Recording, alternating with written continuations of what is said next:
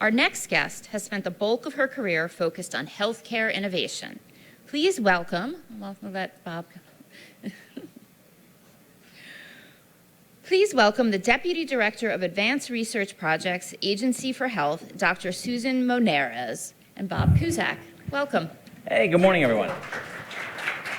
Thanks for coming, and thanks for doing this, Susan. Absolutely. Thanks for having me. A lot of people in the room know what your agency does, but a lot of people watching that do not. So could you briefly kind of describe the mission of ARPA-H? Yeah, so the mission of ARPA-H is to occupy this unique space in the health innovation ecosystem that is not covered by our incredible traditional R&D investments that would be made at NIH and at CDC and FDA and other places.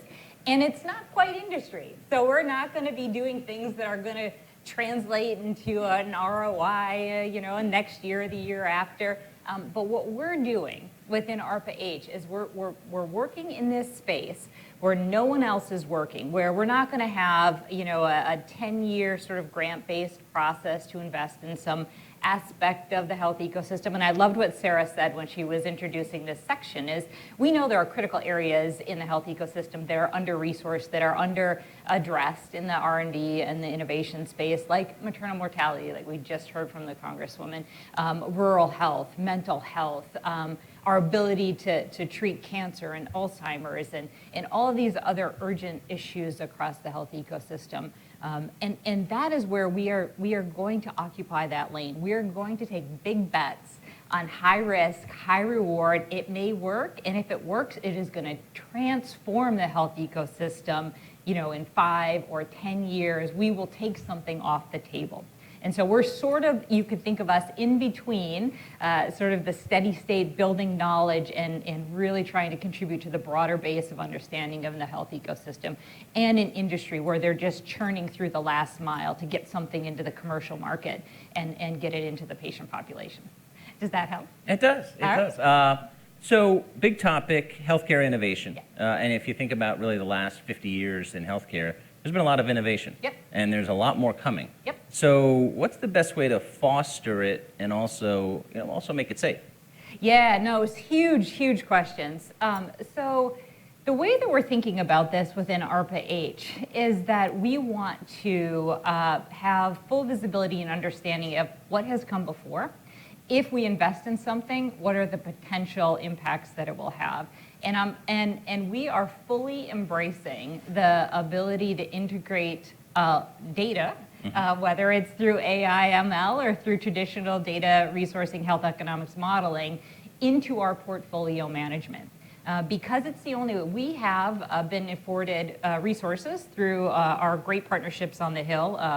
The appropriators have provided us about $1.5 billion of annual funding over the past few years, which is fantastic. And we think we can really get in there and do some great work within our portfolio.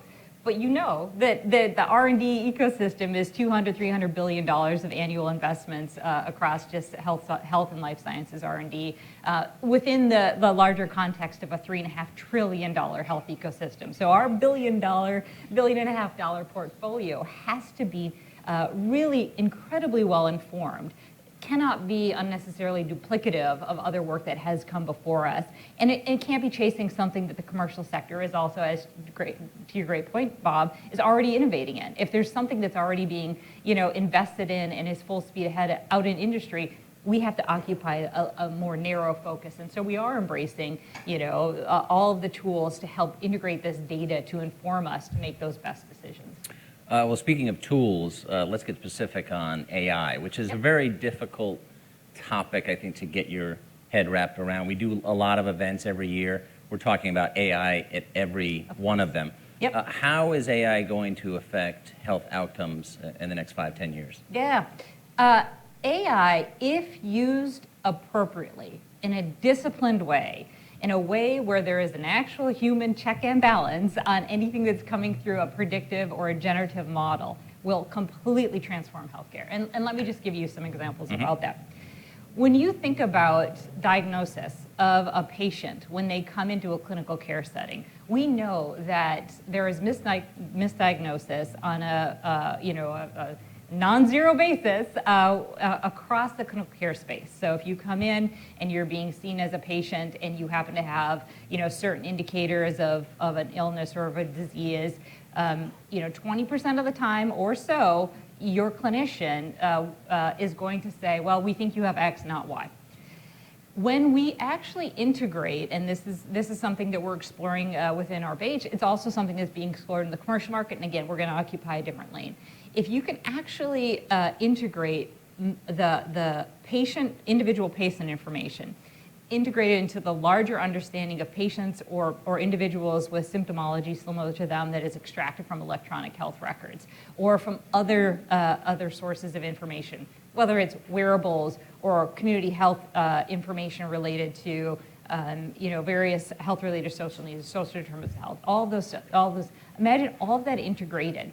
And so that when you go into a clinical care setting and you have X, Y, or Z symptomology, your clinician can understand in 5 to 10 minutes through a generative AI, through a modeling capability.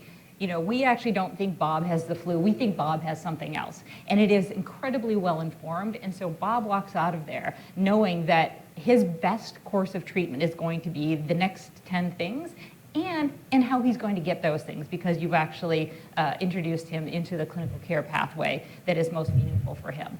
Bob is going to have a much better health outcome than he would have had he had to go to a serial number of engagements in a clinical care setting and not having the right diagnosis month over month over month, potentially year over year over year, which we know happens. And so in this particular case, Bob is going to be much healthier, much more quickly than he had delayed diagnosis in a not optimal treatment regimen.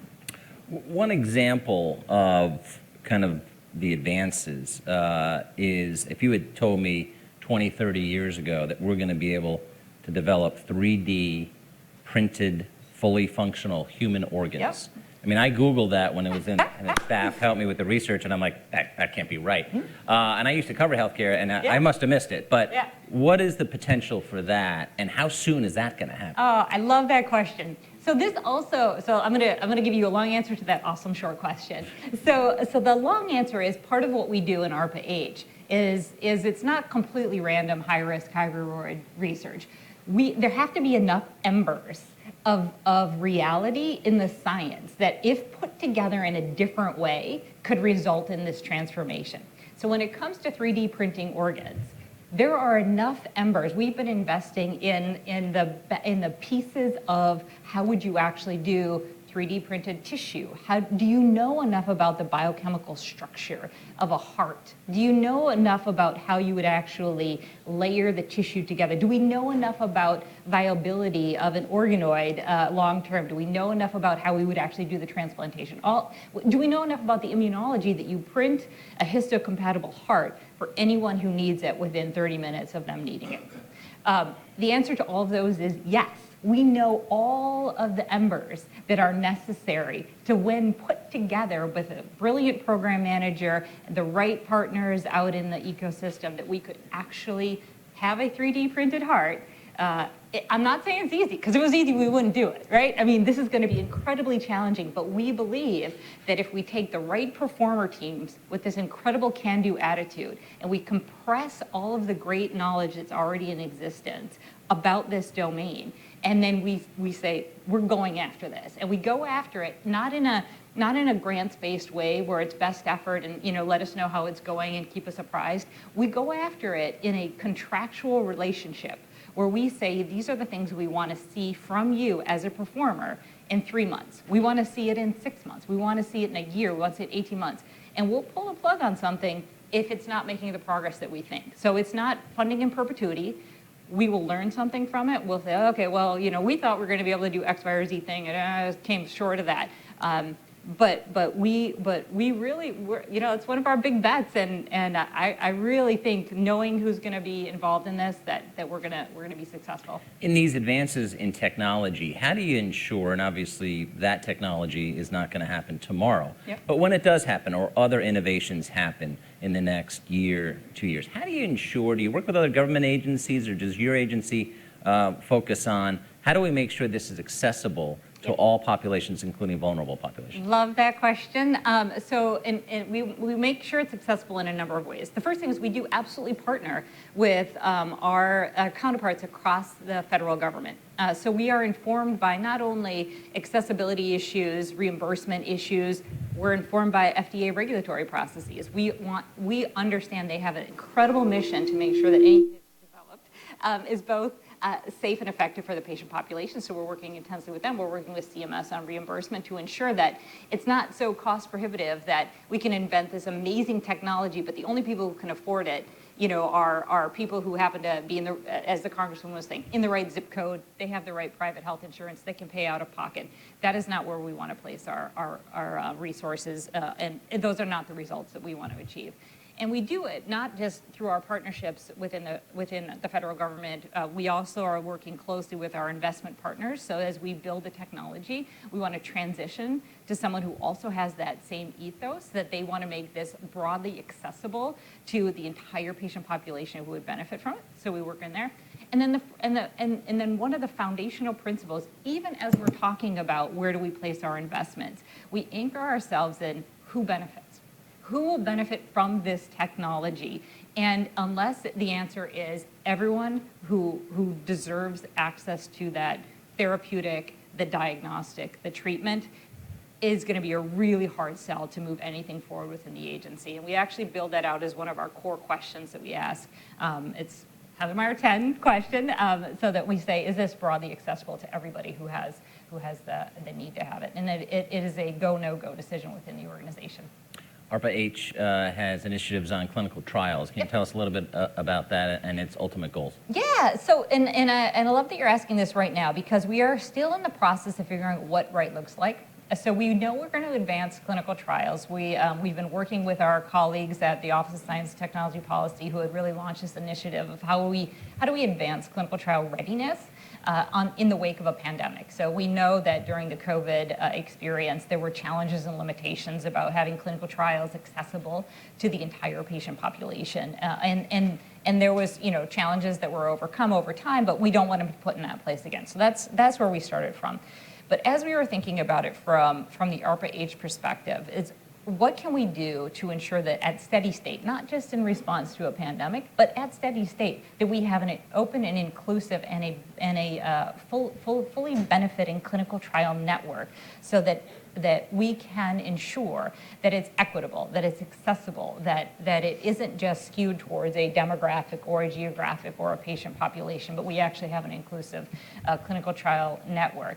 We just closed an RFI that we had pushed out to we launched a few hub and spoke networks to be able to have ready access to individual entities within the health ecosystem that we think are going to be critically important to help advance ARPA-H issues. We pushed this out as an RFI, and we said, tell us what clinical trial challenges that currently exist. Tell us how we can make it better. We're going to synthesize that. As you probably, Bob's about to ask me, there's a lot going on in this space. Susan, how are you occupying a new space? Once we get the RFI back, and once we actually say, okay, so where is the unique area that ARPA-H could invest in that's not duplicative of what's happening in the private sector with Walmart's amazing clinical trial network that they're investing in, or NCATS, our National Center for Advanced and Translational Science partners at NIH, which already has clinical trial network that they're working on. Where is our space, and how can we enable the investments that we make to further the initiatives about clinical trial readiness for all Americans?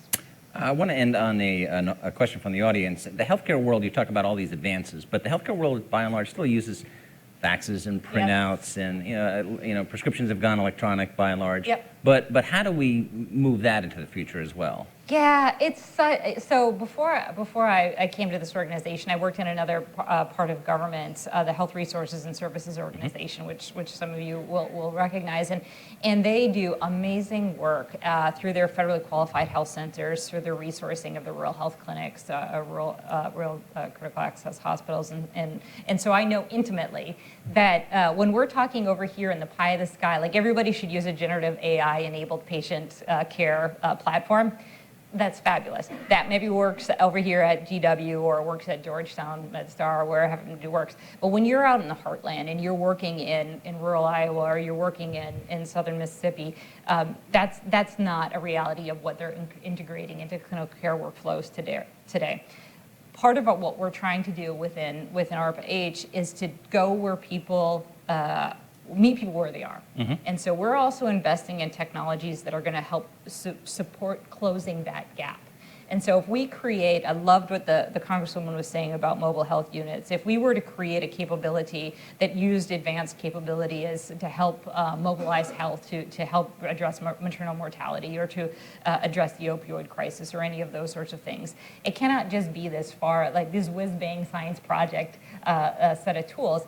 It has to close the gap on how providers need to treat people where they live, work, and play across all of America. And so we're building those into the foundational tools. And you'll see that, like when you know, and I promise you, Val, when you look at some of the things that we're about to launch over the next 6 to 12 months, we are fully cognizant of needing to be able to help enable a provider, regardless of where they are, regardless of what type of clinical care facility they have, to be able to participate in the health innovations that others at Georgetown or GW are also participating in. So we're directly working to close those gaps.